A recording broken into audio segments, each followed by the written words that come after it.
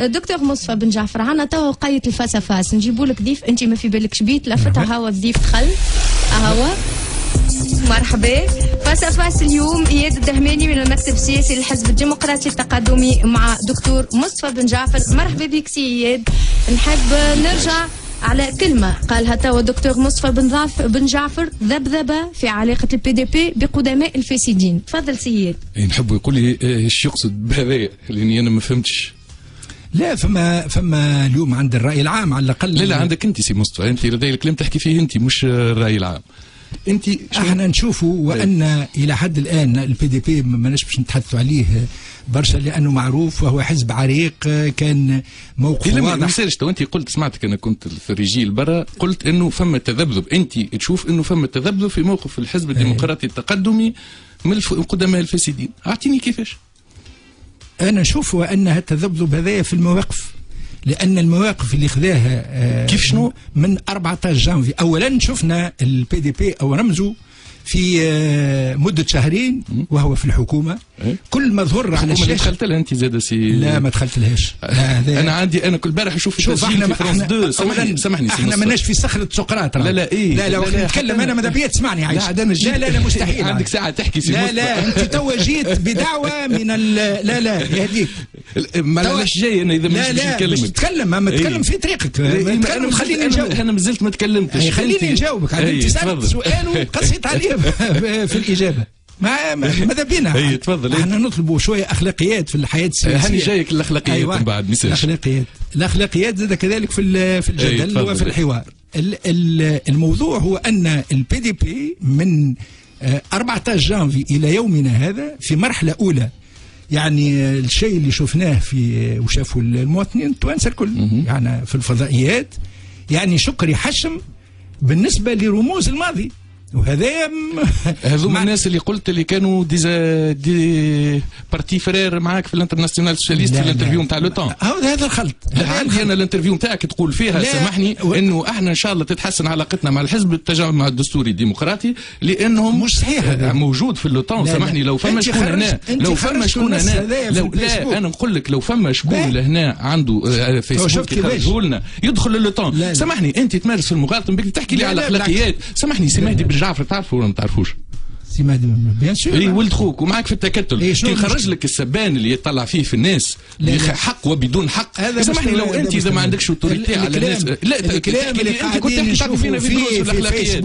اي اللي تخرجوا فيه انتم نشوفوا فيه في فيسبوك يعني حقيقه من اسقط بالتالي فما فرق ما بين الحوار السياسي. بالتالي تو شفت كيفاش. لا انت تتهم في الناس. لا انت تتهم في الناس. تتكلم وحدك. انت تتهم لا شبيك انت باش تشاركني في ساعه حديث. لا طبعا نشاركك يا اخي. هذه الديمقراطيه. لا يعيطوا لك المره الجايه تاخذ ساعه ويعيطوا لي. هذا نقاش راهو بيناتكم وانطلقنا من التصريح اللي عمله دكتور مصطفى بن جعفر خاطر حبينا نجاوب عليه. نجاوب عليه. جاوب عليه. تسالني سؤال لازمني نجاوب. موقف الحزب الديمقراطي التقدمي موقف ريدوا شويه هذايا نتاع يا جماعه خليونا نفهموا معكم.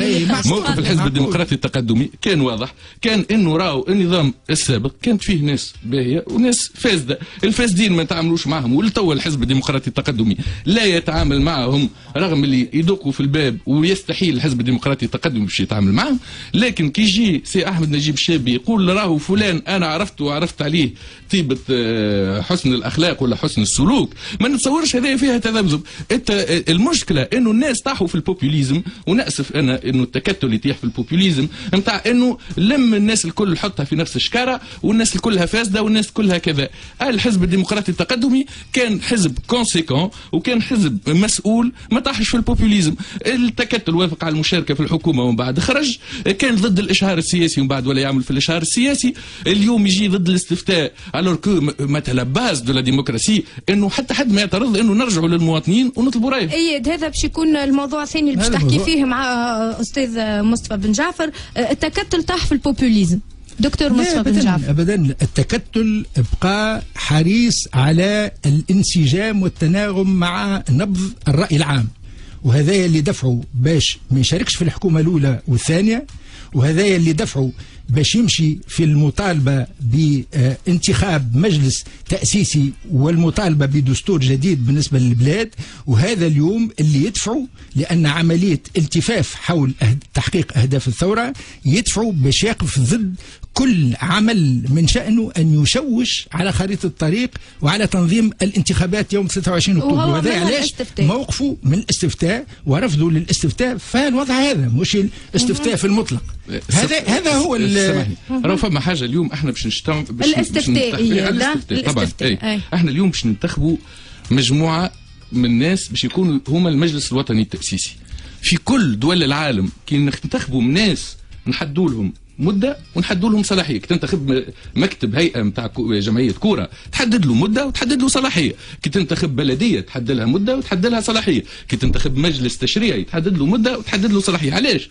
لانه شنو هي الدكتاتوريه؟ الدكتاتوريه هي منح سلطه مطلقه لفرد او مجموعه من الناس بدون تحديد لا مده لا صلاحيه. هذا هي تعريف من تعريفات الدكتاتوريه. احنا ما نحبوش المجلس الوطني التأسيسي تكون عنده مده مطلقه، وما نحبوش تكون عنده صلاحيه مطلقه. اليوم شكون اللي نجم يحدد هذا؟ اللي نجم يحدده هو الشعب التونسي.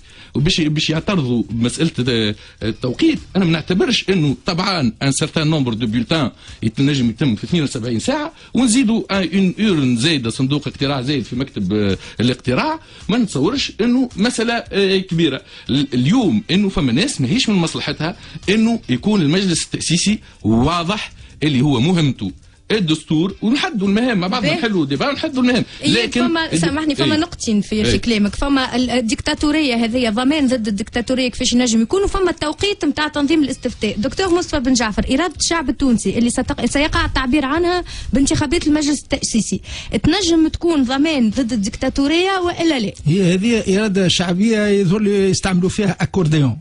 انا سؤال الاول هو علاش هالمساله نتاع الاستفتاء لم تطرح من قبل؟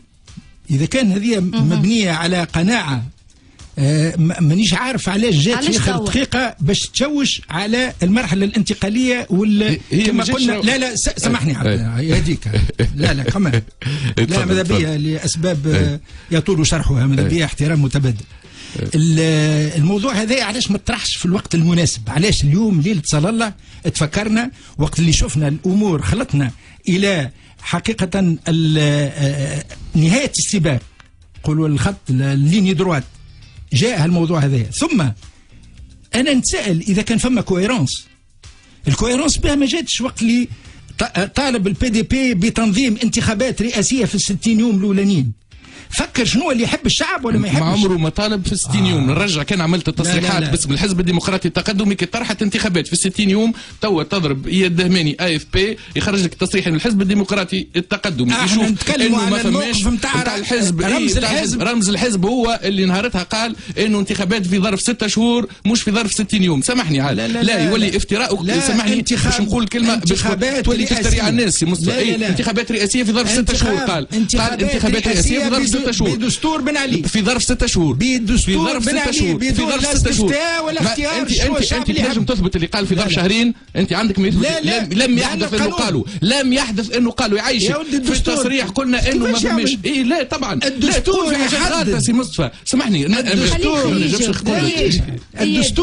الدستور اللي يحب يرتكز عليه وقتها البي دي بي الوحيد يحدد 60 يوم. ماهوش صحيح لانه نهار لي سي احمد نجيب الشبي قال انتخابات رئاسيه في ظرف 6 شهور قال انه بعد القيام بالاصلاحات. وتعرف جيدا انه هيئه سي عياض بن عاشور لا هي تونا نقول لك هيئه سي عياض بن عاشور قامت لاجراء اصلاحات دستوريه تسمح بانتخابات رئاسيه. وبالتالي سي مصطفى تولي تعمل في مغالطات لانك تعرف والله كان جيت تحكي على حاجه ما تعرفهاش والله صح. انت تعرف جيدا انه هيئه سي عياض بن عاشور كانت من اجل اصلاحات دستوريه في انتخابات في ظرف 6 شهور مش في ظرف شهر. نعرف وقتها وقت اللي وقع اقتراح تكوين هيئة تضم كل ممثلي الشرائح التونسية نتاع المجتمع الوطني والمدني والأحزاب السياسية والاجتماعية. البي دي بي قال يمشوا يقدموا مطلب كما أي جمعية من الجمعيات، يعني رفض حتى فكرة وجود هيكل إلى جانب الحكومة لتعديل السلطة نتاع الحكومة الانتقالية الأولى والانتقالية الثانية، بحيث هذه قضية الانسجام والكويرانس احنا نقولوا شنو؟ فما إرادة شعبية، إرادة شعبية نحن كلنا نؤمن بها ونظلنا سنوات وسنوات من أجل الرجوع إليها. اليوم الإرادة الشعبية باش تنتخب مجلس تأسيسي، مجلس تأسيسي مش بلدية. مجلس تأسيسي هو مجلس تأسيسي له كل الصلاحيات. اليوم كيف خرجنا من السيناريوهات السابقة، لا يهز البلاد وين يحب.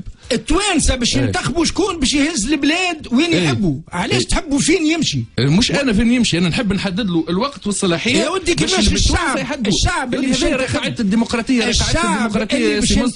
قاعده الديمقراطيه هي ان الناس تعطي صلاحيات. الشعب اللي باش ينتخب المجلس اعضاء في المجلس التأسيسي باهي ولا خايب وقت اللي يولي كي نهبطوا للشارع توا، كي نهبطوا للشارع ونسالوا الاخت الصحفيه، نهبطوا للشارع نسالوا التوانسه يعرفوش شنو هي صلاحيات المجلس التأسيسي. انا متاكد انا متاكد انه تشكيك حتى في الاراده الشعبيه.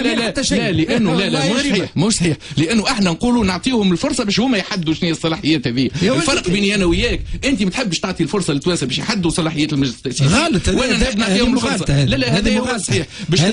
هذه عمليه تشويش. لا باش تحاولوا تحدوا اللي يرجع للتوانسه يولي يشوش. معقول سي مصطفى اللي يقول ناخذ راي التوانسه يولي يشوش؟ انتم في الحقيقه ما يطلعش عليك هذايا، ما يطلعش عليك تقول الناس تشوش. اللي يحب يرجع يقول الشعب التونسي. لا ابدا. شنو الهدف من الاستفتاء حسب لا الهدف من الاستفتاء هو ان الالتفاف على الثوره.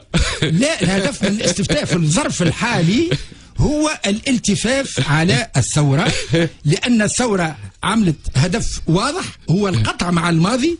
وكان ما تلاحظ وانتم رجال ونساء الآلام تلاحظوا وأن الناس اللي تدافع اليوم على الاستفتاء الأغلبية الساحقة هم من الأحزاب اللي عملت شوية مكياج للتجمع القديم ورجعت اليوم تحاول بكل الأساليب باش تعطل التجمع. لا شهرين قبل ما يتيح بن علي انت كنت التجمع هذا قبل شهرين قبل ما يتيح بن علي انت تدعو للمصالحه معاه. نخرج لك النصوص نتاعك يا سي مصطفى. عيب ما يطلعش عليك. لا والله ما يطلعش عليك. لا هذه هي المغالطه. مش صحيح. هي المغالطه بالوثائق. نخرج لك الانترفيو نتاع لو طون ونخرج لك التصريحات نتاعك. نخرج لك شنو الشديد؟ شنو الشديد؟ يسامحني عاد كانوا معاكم في الانترناسيونال سوسياليست كنتوا مع بعضكم انت دي زامي فرير ودي بارتي فرير وما نعرفش يا ولدي كلمه بارتي فرير انت ما تعرفش حتى المعنى نتاعها. انا ما قريتش سامحني ما قريتش فرنسويه ميساج. لا بالعكس. لا والحاجه الاخرى نهار اللي مشيت قدمت الترشح نتاعك في انتخابات بن علي اللي عارفينها كلها مزوره والتصريح هذاك علاش انتم 6 اشهر وانتم تطالبوا باش تشاركوا فيها. طبعا نطالبوا باش نشاركوا على قاعده نص قانون مزور. واش طالبوا باش تشاركوا فيها؟ نطالبوا لا احنا انسحبنا من الانتخابات التشريعيه وانتم ما انسحبتوا.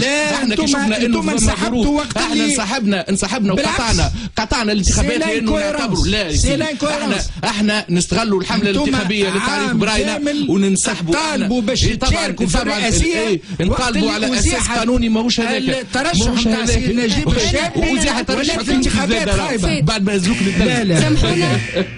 اياد الدهماني من مكتب السياسي للحزب الديمقراطي التقدمي. دكتور مصطفى بن جعفر ميرسي بوكو. اللي اللعبه هذيا نتاع الفلسفات وهذايا النقاش وهالمواجهه هذا الشيء اللي يلزمنا نتفاداوه في المستقبل لانه مش هذا النقاش على مستقبل تونس. هذه الديمقراطيه سي مصطفى. لا النقاش على مستقبل تونس وعلى حاضرها وعلى المشاكل اللي هي مطروحه.